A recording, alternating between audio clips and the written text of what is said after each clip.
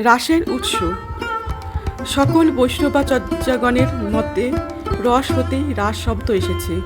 প্রেম ঘন আনন্দ ঘন রস আচ্ছাদনের ক্রিয়াই রাস। সমস্ত বৈষ্ণব রসশাস্ত্রে যে উৎস কর্মময় প্রেম তত্ত্বের উল্লেখ আছে তা ব্রজবিহারী শ্রীকৃষ্ণকে অনুভবের নাম রাস।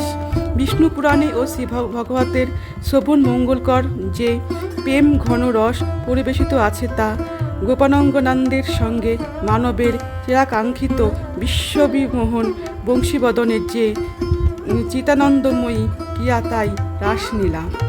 ব্রহ্মবৈবর্ত পুরাণে রাসক্রিয়া উল্লেখ আছে তা শ্রীকৃষ্ণের সহিত স্বরূপ শক্তি স্বরূপিণী শ্রীমতী রাধা ঠাকুরানীর সর্ব উৎকর্ষময় কান্তারসের ক্রিয়াই রসোল্লাস।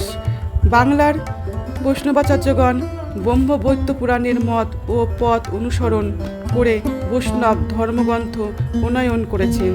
ভক্ত কবি জয়দেব গোস্বামী, দ্বিজ চণ্ডীদাস, মৈথিলী কবি বিদ্যাপতি অভেদ জ্ঞানী পদ্মাবলী রচনা করেছেন। ভোজদেবের ওই রসে বামদেবীর গর্ভজাত রত্নই হল শ্রী গোবিন্দ রচয়িতা বৈষ্ণব চূড়ামণি জয়দেব গোস্বামী। তিনি মত্তপ্রেমকে দিব্যপ্রেমে উন্নতি করতে পেরেছেন। প্রায় 300 বছর পর শ্রীকৃষ্ণ চৈতন্য মহাপ্রভুর প্রকটের পর রূপ গোস্বামীর বৈষ্ণব রসশাস্ত্র গীত গোবিন্দ ধর্মগ্রন্থের মর্যাদা পায়।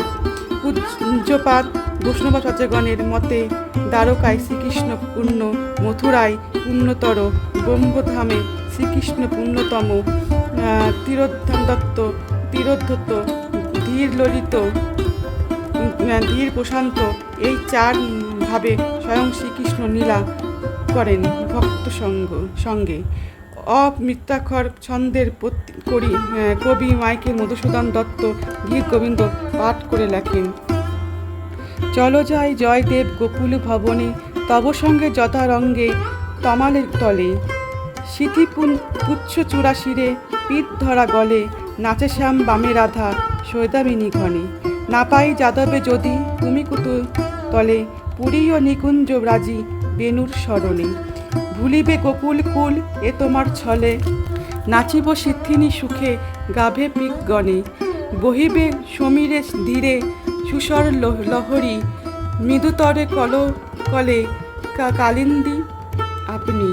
চলিবে আনন্দ শুনি সে মধুর ধ্বনি, ধৈবশ ধরি কি রবে ব্রজের সুন্দরী।